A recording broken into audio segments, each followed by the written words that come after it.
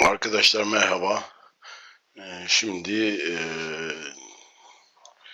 tarayıcıyı kullanarak nasıl pH stack yapacağız onu anlatmaya çalışacağım.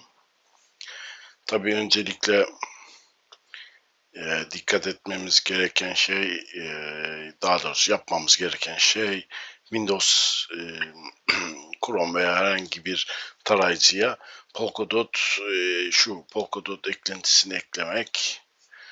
Bunun için yapmanız eğer yani tarayıcınızda yoksa sıfırdan yapıyorsan sadece Polkadot ve alt para chainlerini sadece borsalardan alıyorsanız hiçbir zaman sıcak cüzdan veya benzer bir eklenti kullanarak alım satım yapmadıysanız bu şekilde bu şekilde yapacaksınız, yani onu anlatmaya çalışayım.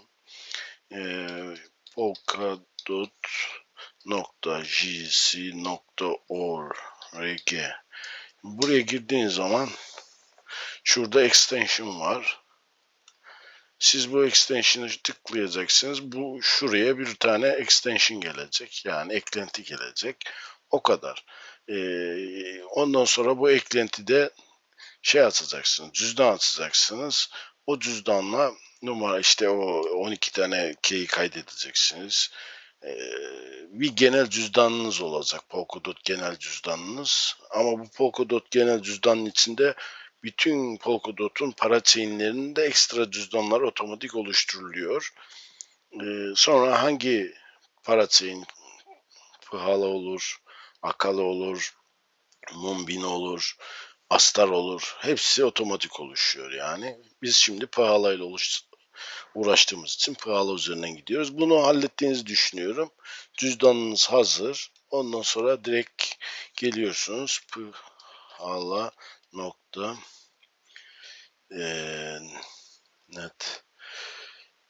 network. Tabii bunun başına koyuyoruz. app application app.phala.network. Arkadaşlar burası siz söyleyin. Burası burası Phala'nın aplikasyonu. Şimdi benim otomatik cüzdanım aldığı için onları çıkarıyor. Şimdi burası şu anda dashboard. Burada yatırım yaptığınız, mesela benim şu kasada bir yatırım var. Kasalar mor renk oluyor. Bu da havuz yatırımı. Yani oralara stake yapmışım. Şimdi mesela Delegate'e gelelim. Şimdi Delegate ilk önce buraya geleceksiniz. Tabii buradan cüzdanınızı bağlayın şuradan. Şuradan cüzdanınızı bağlıyorsunuz. Ben bunu bağladım. Bunu bağlıyorsunuz cüzdanınızı. Şu eklentiyi de kurduktan sonra otomatik bunu da bağlayabiliyorsunuz. Buraya geldik. Burada ne var? Burada Vault var, Stake Pool var. Bu kasa, bu da havuz. İşçilerin havuzu, yani madencilerin havuzu. Niye böyle iki tane yapmışlar? Kolaylık olsun diye. Eskiden bu kasa yoktu. Herkes madencilerin havuzuna stake yapıyordu. Ama biraz karışıktı.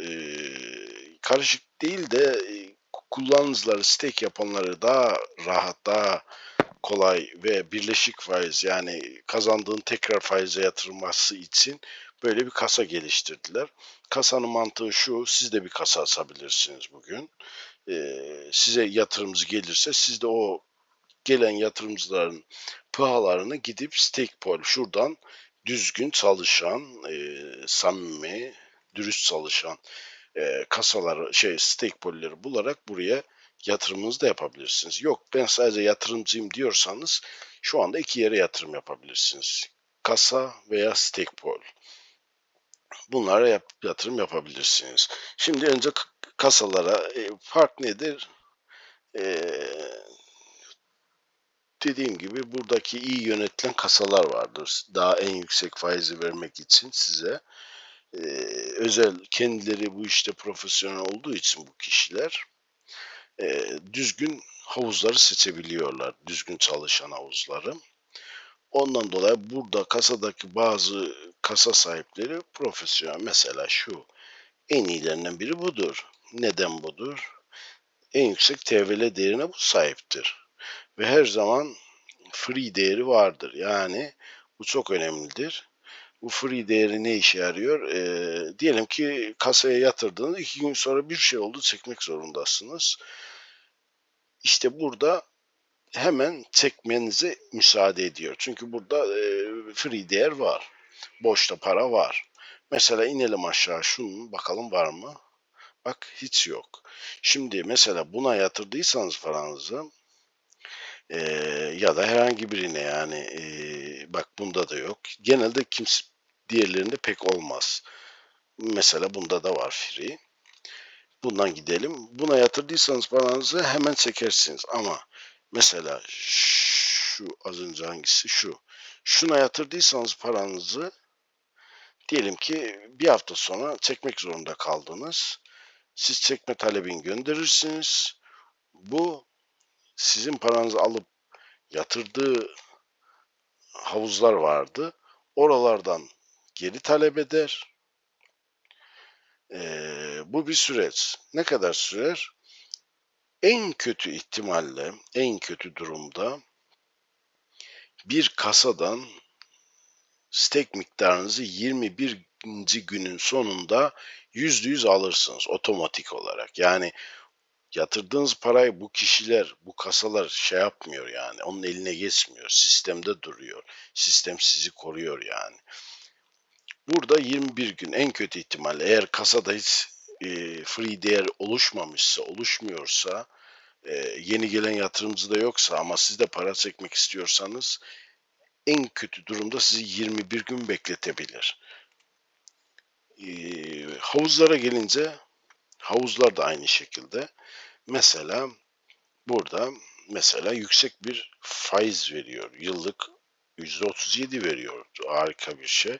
Mesela bunun havuz kapasitesi bu kadar. 950 bin. 651 binini doldurabilmiş. Yani çok düşük bir fee. Burada free değeri pek olmaz arkadaşlar. Çünkü havuzda free değerini fazla tutarsanız havuzun şeyi çok düşüyor. APR'si, faizi çok düştüğü için genelde burada free değeri tutmayız. Daha fazla faiz almak için bunları hemen makinalara koyarız. Bu mesela bu havuzun yaklaşık 54 tane çalışanı var. Bir tane de yatırımcısı var. Muhtemelen kendi yatırım, kendi kendine yatırımcı. Böyle bir şey. Mesela gelelim aşağıya. Şuna. Mesela bunun 53 tane şeyi var. 51 çalışıyor. İkisinde bir arıza var muhtemelen ya da para yok içinde. 32 tane yatırımcısı var. Fee değeri yok. Ve şu anda 1863 tane şey çekiliyor. Buradan coin çekilecek.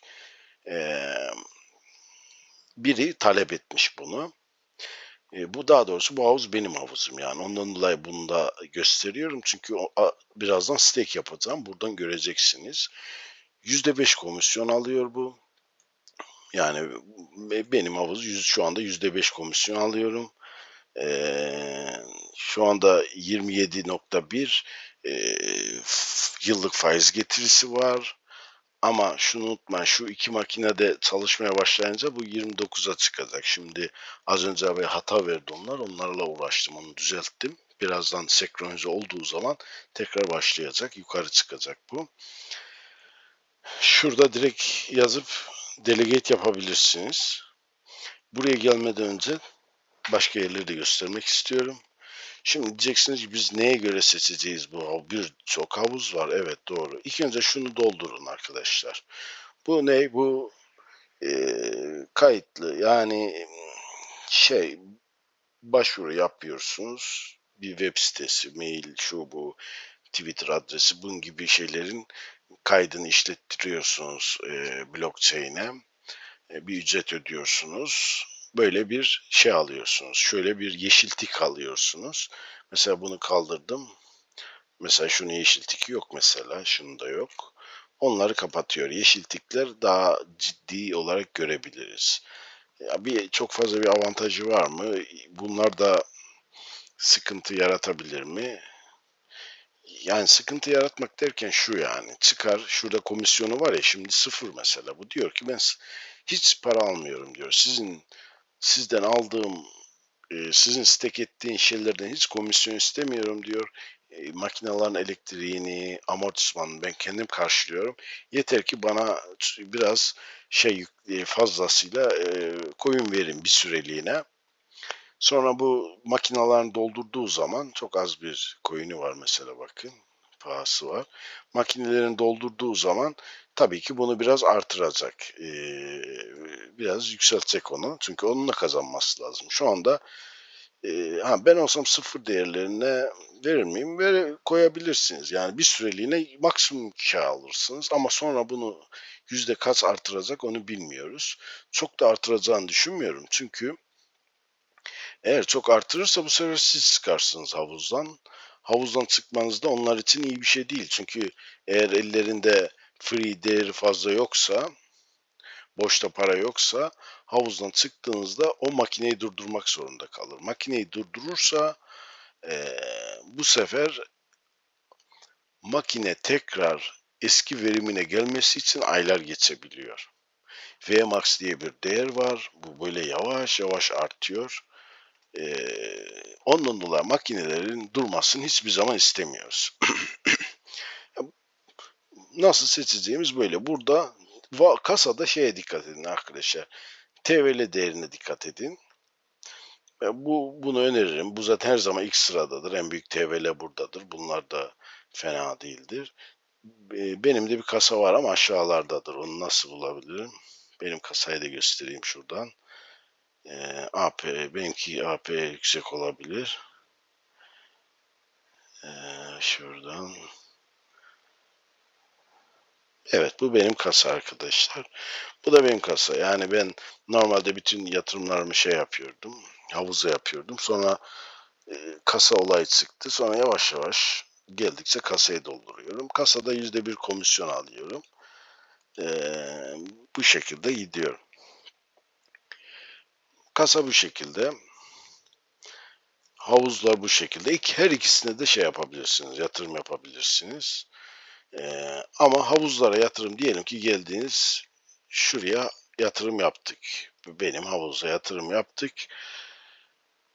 Parayı 2 gün sonra çekeceksiniz. Bu ihtiyacınız oldu ya da çok yükseldiğini düşündünüz. Ama benim diyelim kasada para yok. Boşta para yok. İlk sıraya siz geldiniz. Ne yapacaksınız? En kötü ihtimalle 7 14 gün bekliyorsunuz. Burada 14 gün en kötü ihtimalle. Bu 7 nedir? Siz talepte bulunuyorsunuz. Ben paramı geri istiyorum diyorsunuz. Bu sıraya giriyor. Gün saymaya başlıyor. 7 gün içinde ben sizin paranızı veremezsem karşılığına bir şey koymak zorundayım orada. Ben diyelim 7 gün içinde sizin paranızı iade edemedim. Karşılığında bir tane makinem ya da 2 tane, 3 tane, 4 tane makineyi durduruyorsunuz. Durdurduğunuz anda sizin çektiğiniz miktar kadar makinede para varsa o kadarlık bir makineyi durduruyoruz genelde. Ondan sonra bir 7 gün daha beklemeye yetiyor. O makine soğuyor. O makine 7. gün sonunda, ikinci 7. günün sonunda o makinedeki yüklü paralar otomatikman sizin hesabınıza düşüyor. Başka bir şey yapmıyorsunuz. Bu da böyle. Şimdi bunu anlattığımızı düşünelim. Şuradan hemen nasıl, diyelim ki stake yapacağız. Bu benim buraya stake yapacağız. Buraya mı yapalım? Yok. Kasaya yapalım. Kasaya, burayı da göstereyim. Kasaya da yap. Ama kasaya yapalım. Kasa artsın burada değil de. Tamam. Buradan da şuraya gelelim. Kasaya bulayım. Ayrı ayrı. Bu da benimdi. Bu da benim kasa. Önce şuradan göstereyim daha detaylı. Bu havuz, steak havuzu. Az önce göstermiştim. 51 işte kapasitesi bu. Bunu istediğin kadar artırabiliyorsun tabii makineye göre. Mesela şu anda biri benden 1863 tanesini geri istiyor. Şimdi onu ona vereceğiz. Şöyle isteyen kişinin de şeyi çıkıyor buraya. Şurada arkadaşlar gün sayıyor. Geri gün sayıyor. 6 gün içinde diyor öde. Ödemezsen diyor bütün şeylerini durdururum diyor. Şurada bütün makineleri durdururum diyor. Bizim bütün makineler durdurulmadan 6 gün içinde ne kadar? 2000. Şurada mesela bunda ne kadar var? 20.000 paha var. Şunu durdurabiliyorsun. Durdurduğun anda şuraya yazıyor onu ve çektiğiniz miktar bundan ufaksa bütün makineler durmuyor. Sadece o makine duruyor. İkinci 7 günün sonunda size paranız veriliyor. Şuradan withdraw şuradan da çekebiliyorsunuz. Şuradan istediğiniz şeyi yazıp çekim yapabiliyorsunuz. Çekim bu şekilde. Şimdi yatırma. Onu da kasaya yapacağız. Kasayı açayım şuradan. Kasayı açtım. Evet. O %30 AP faiz var burada. Kasada benzer mesela 9 yatırımcı var. Bir tane havuz var. O da şu havuz. Kendi kendim havuzumu kullanıyorum açıkçası. Burada TVL miktarı gitgide artışım bu şekilde. Komisyonum hiç değişmedi. Bak 101. Buradan da son 7 günü görürsünüz. Buraya da dikkat edin. Yatırımcılar değişmedi. Havuz değişmedi. APM hiç değişmedi. Oynaklık bu her zaman olur. Böyle şuradan geliyor, bir zıplıyor, iniyor, yapmıyor. Sabit gidiyor sürekli. Bunlar güven veriyor kısmı. Şu yeşil tik, bu APY'nin sabitliği, TVL'nin büyüklüğü. Tabii benim şeyde TVL ufak yani. TVL şey demek yani. Buraya bütün yatırımcıdan toplam parası yani. Büyüklüğü. Şimdi biz bir yatırım yapacağız. Burada cüzdanımı kontrol ediyorum. Evet, bunda 2000 tane var. Geliyorum. Şimdi buradan yatırım, bu kasaya yatırım yapacağız. Şimdi giriyorum şu kasaya. Diyorum ki 1982 tane var. 1981 tane ekliyorum. Birer tane bırakıyorum cüzdanlarda. Fi değerleri filan lazım olur. 1981 tane şey yapıyorum. Burada bana hemen şey çıkarıyor. Şuradaki yüklediğimiz extension var ya, uzantı. Kığal ağındayız. Buradan şifremi gireceğim.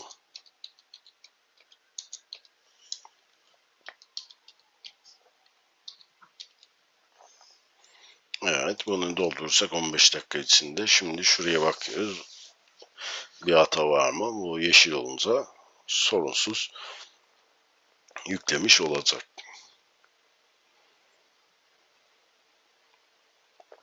Evet. Tamam, ben stake'imi yaptım. Neyle yaptım? Yıllık %30,79 faizle yapmış oldum. Tabii bu değişken yani değişiyor. Bu kasada bu havuza yatırım yapıyor. Burada birkaç tane de havuza yatırım yapabilir. Ama bu tek yapıyor. Şey olarak durum bu. Bu saydıklarım tamamen kıhal ağına göre yani. Bunun pahalısı da var arkadaşlar. Mesela şuradan değiştirebiliriz. Burada köprü var. Köprüyü de göstereyim.